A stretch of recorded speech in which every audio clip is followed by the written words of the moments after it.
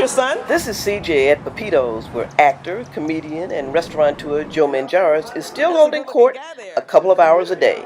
Today, Harry Davis, a childhood friend, and Joe's son Lynn, a fireman, are dining at the Mexican restaurant Joe's owned since 1971. Lately, Joe's been slowed by the advancement of pulmonary fibrosis, which was diagnosed 6 years ago and has him on a lung transplant list. We talked at length about the impact his illness is having on his life in part one of our interview. And here's a clip. I don't know how she did it. My wife Sue, now that I've had a chance to reflect on everything, since this thing happened, I couldn't have done anything without her. I was such a bastard. I was a jerk. I was a spoiled brat. I was everything Donald Trump is. Roll into one Mexican. In part two of our interview, we talk about some of Joe's comedy friends, starting with Roseanne and Tom. Now that was an interesting romance. When they came together, what did you think? Well, I actually knew Roseanne before he did. Okay.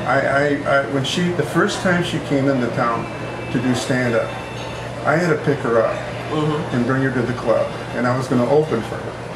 And here's this gal who looked hungover. She looked really drained out. I said, "Are you Roseanne?" She goes, "Yes, I am." I said, "Get in, I'm taking you to the club." So I took her to the comedy gallery. On the way, I said, "So where are you going after today?" I'm thinking she's going to say, "Well, I'm going to go to Detroit and do the Funny Bone or whatever." She says, "I'm going out to LA and I'm going to become a star."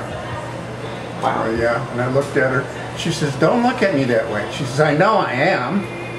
And I thought, okay, fine. Well, the next time I see her, she's on the Tonight Show. But Roseanne and I got along really well. Yeah. She liked Pepitos. She used to come in here whenever she was in town with Tom. They would have beer fights, of course. And he actually asked her to marry him here at Pepitos. Oh, did that happen? Yeah. That whole thing was crazy, though. Yeah, it was. Yeah. It was. So she got me into 2 episodes of Roseanne. And then she actually let me read for the part of Linda's boyfriend. But a lot of things have changed since the mid-90s, Yeah. When I walked in to read for the part of the boyfriend, they looked at me like, "A Mexican? Are you kidding me?" And they let me read anyway, but it never happened. What other comedians' careers that you had a big impact on? Well, It's got to be a long list of them. I opened for Jeff Foxworthy, Andrew Dice Clay, Jerry Seinfeld, Rob Schneider, all these guys that were club comics. I opened for them. And I became a big fish in a small pond, and they moved on to national fame. But when I got out to LA, went for that little time in my life that I took that run at stardom, I would run across these people like Seinfeld, and they would just say, "Give him a part."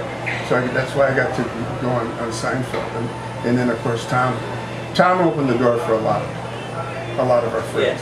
Yeah. I remember you on ER. Yeah. I was thinking about that the other day.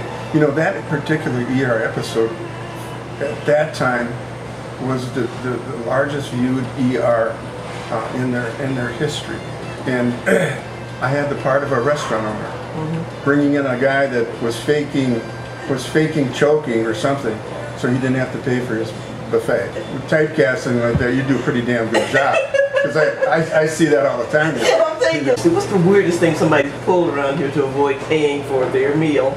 Oh gosh, I had a woman here that ordered chicken wings to go, and then when they brought them out, she says, "These are unacceptable." And I said, "Well, what's wrong with them?" She says, "They're unacceptable." I said, "Well, what's wrong with them?" "I just made them."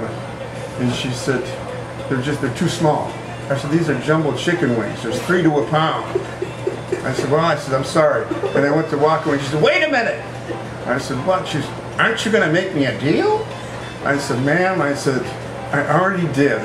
I made a deal to save chicken wings." And so